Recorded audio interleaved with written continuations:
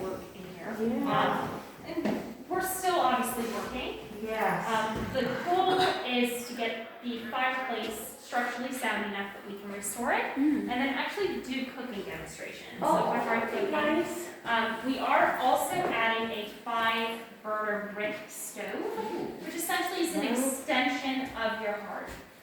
We do a picture of what it would look like.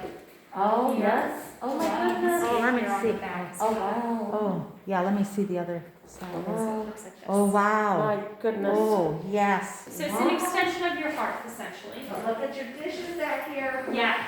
Oh, they're beautiful. Oh. And of course, we can't talk about the ladies of Hyde without talking about the staff. The staff numbers vary depending on the generation, and they also vary in nationality.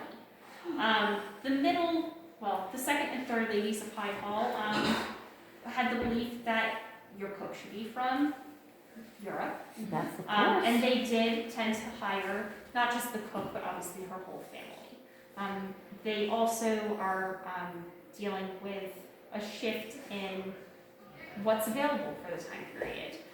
Mary Gale is the first person, the third lady of Hyde Hall, is the first person to sort of update the house, adding a couple of inside restrooms and adding electricity where she could. So those things, of course, are going to cut back on some of the staff who need it.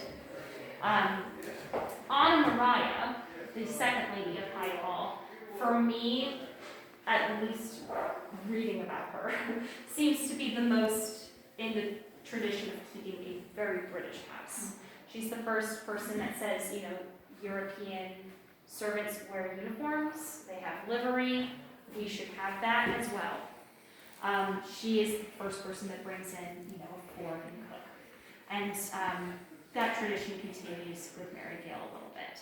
As the Clark family progresses, we start to see fewer and fewer servants, and part of that comes from the fact that really after Mary Gale, they're not trying to live in the house year-round. They've sort of given that up.